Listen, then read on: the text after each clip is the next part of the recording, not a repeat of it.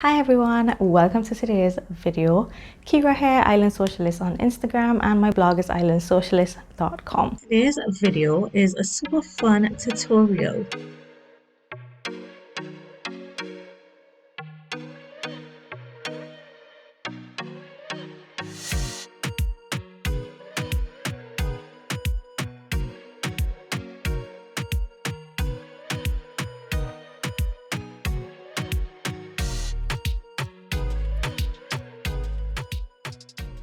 I will be showing you how to add a cutout to any sweater.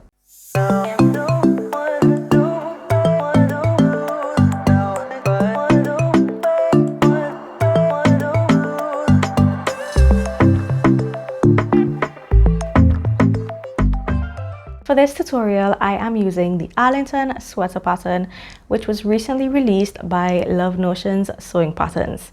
If you haven't heard of this pattern before, I will link a video in the iCard above as well as in the description box below where I did a full pattern review on the Arlington sweater. Just to give you a quick little overview, the Arlington sweater has three body views. There is the shirt length, which hits around the hip. There is the banded shirt length, which hits around the high hip, and I am currently wearing that view. And there's also a dress version. There are three neckline options. We have a mock neck, which I use to do my cutout. We have a beautiful cowl neck, which I am wearing right now, and there's also a turtleneck version. You also have 5 sleeve options. Right now I am wearing the banded short puff sleeve, and for my cutout version I did the straight elbow length sleeve. If you want to learn how to create this simple cutout hack, keep watching. For this tutorial, we'll be using the front bodice piece only. Go ahead and mark a 2-inch dot right below the top of your neckline. So you're measuring down 2 inches and you're going to put a mark there. You're also going to mark 1.5 inches below the cowl neckline marking. The next step is to mark 1 inch down from the armhole notch and 1 inch above the armhole notch. These are the points we're going to connect to create our cutout. The next step is to connect that 2-inch dot to your 1-inch marking below the armhole notch. This is going to create a downward sloping line. Now at that inner corner, you want to make sure you have something a little bit close to 90 degrees, just so that you don't end up with an unsightly point right at the center front cutout.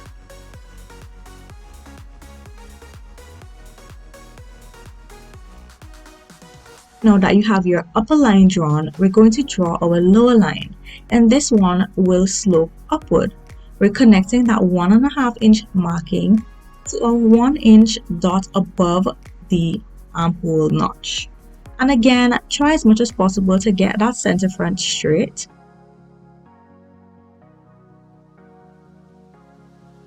Those are our lines that we'll use for our cutout. Now you're going to grab some tracing paper, and ideally you want to trace both sections, but I am lazy, so I'm only tracing that small upper section, and then I am going to use my existing pattern piece to cut my lower section.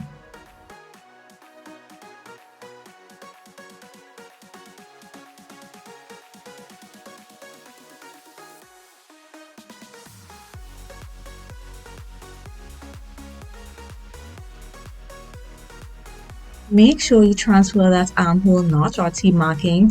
These markings are going to come in so handy when it comes to putting this thing together in the end. Go ahead and cut out your upper pattern piece.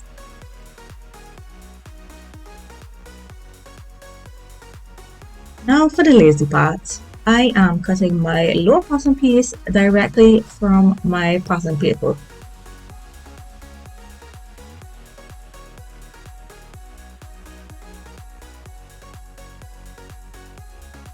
So now we're going to measure our cutout lines so that we can go ahead and create our bands. On the lower line, I have 8 inches, and we are going to multiply that by 2 because this is cut on the fold, and that equals 16 inches. Now we are going to calculate 85% of that 16 inches because we want our band to be a little bit smaller, just so that you have to stretch it a bit and it will hold the tension nicely and not be a floppy band.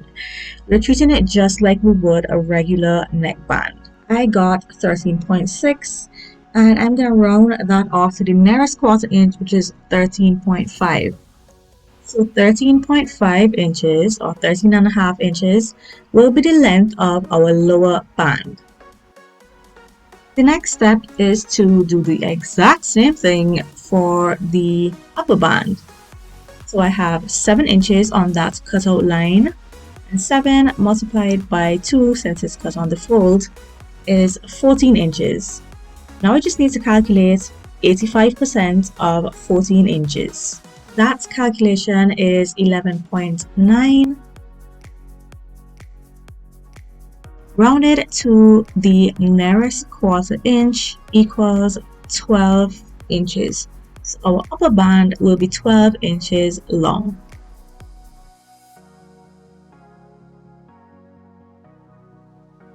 Now I am drawing out my pattern pieces for the upper and lower bands. So I have my lengths already calculated, and for the width I am using 1 3/4 of an inch because I want half-inch bands, and we have to account for the fact that the band is folded over just like a neckband. So it is ½ plus ½ equals 1 inch. And then we need to factor in our 3/8 inch seam allowance on both ends since it is folded over, and that gives us a total of 1 3/4 of an inch. Now we are going to cut out our pattern pieces. So we're cutting one upper cutout section on the fold.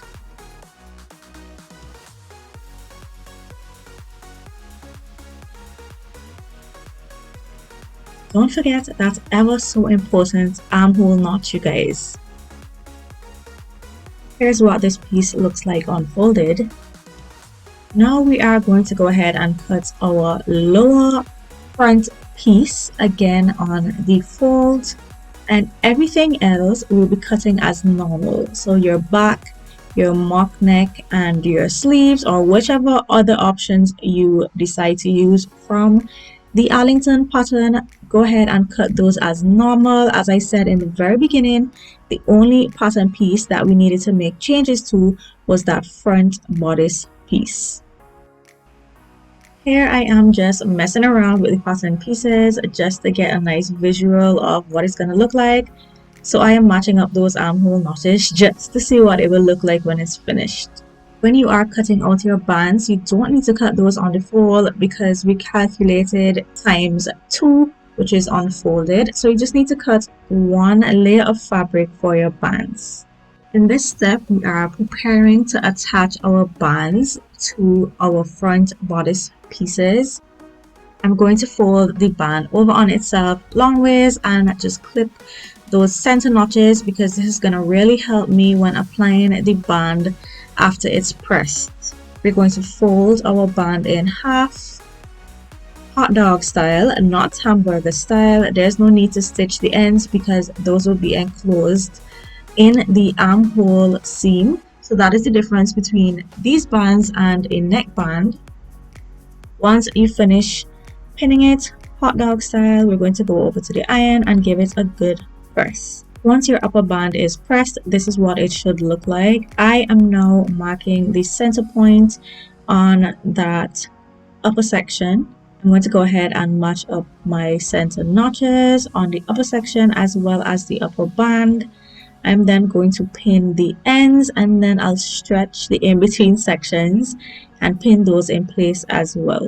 Once you have everything pinned together, it's time to take it to the machine or your serger and sew with a 3/8 inch seam allowance. It should look a little something like this, and now we are going to prepare to do the very same thing to that lower section and lower band. So again, make sure to clip those center front notches on both your lower section and your lower band. You're then going to fold that band in half, hot dog style, and pin. Give it a good press, and then we can go ahead and attach it to that cutout line on our lower section. And here it is with the band attached.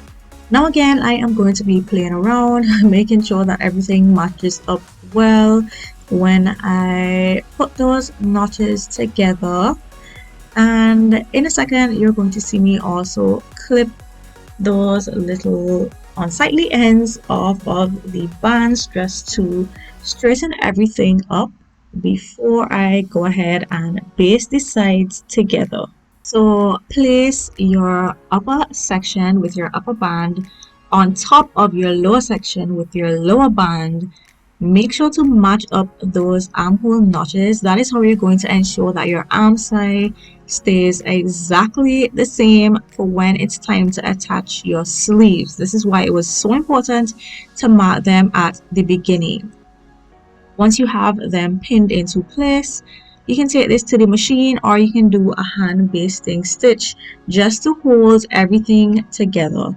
And this, my friends, is your new front bodice piece. And everything else goes together as normal. You will stitch your back to your front at the shoulders. You will add your sleeves. You'll stitch down the side seams. You will hem your sleeves and hem your shirt. Add your mock neck, and it's finished. I hope you guys enjoyed this tutorial. Now that you've watched my tutorial, I hope it was simple enough for you to recreate. And of course, I hope you feel inspired to try it yourself. This is a super fun and cute hat that just jazzes up any basic sweater. Now I styled mine with this gorgeous glissando skirt. This is from the Glissando bottoms pattern, also by Love Notion Sewing Patterns, and I am a brand ambassador for Love Notion Sewing Patterns.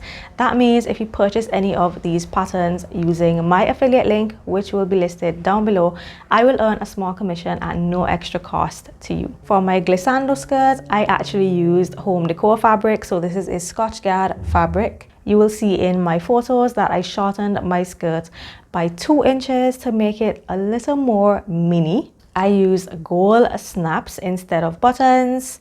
There are pockets, but because of my accidental pattern matching, you can't really see the front pockets. I omitted the back pockets just because of how busy the print is, and I rarely use back pockets anyway, so especially on skirts I tend to just omit them. For sizing reference, I made size 14 graded to size 16 at the hip in the glissando skirt, and for my Arlington sweater I started out with a large.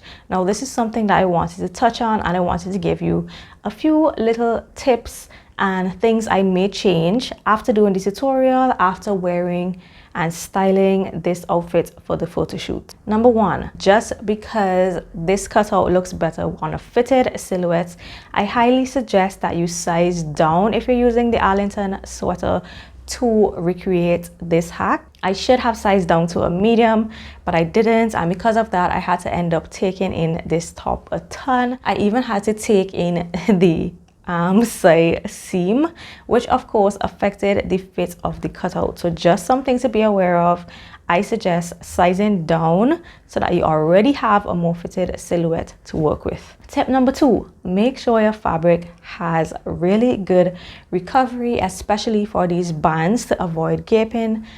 Unfortunately, my fabric did not have enough recovery for this project. I only realized this as I was moving around on set. Here is a scrap of my fabric, and when I stretch it, you can see that it comes back, but it does not come back to its original size. This you want to avoid. If it is that you really want to use your fabric that doesn't have good recovery, I suggest taking down that 85% measurement for the bands to maybe 80 or even lower. It just depends on your fabric. So maybe do some tests on scraps first to figure out which percentage will work best for the stretch and recovery of your fabric. I also realized that I didn't take any photos of the back, and you may be wondering what the back looks like. As I mentioned in the tutorial, the back remains exactly the same. So the back is just the basic pattern as is. The only changes we made were to the front of the sweater. So overall, it's a quick and simple hack that I believe any beginner can recreate following this tutorial. I am truly happy with the results and I just adore these two as an outfit together. I'm not sure if the color is coming up on screen, but this is actually like a dark blue green type of fabric to pick up the blues and greens in the skirt. I think this cutout would look really cute with the banded option as well, and even the dress. So give it a try and let me know in the comments how you got along. That is it for today's video. If you enjoyed, don't forget to give me a big thumbs up. Also click the subscribe button on your way out, and I will catch you guys in my next one.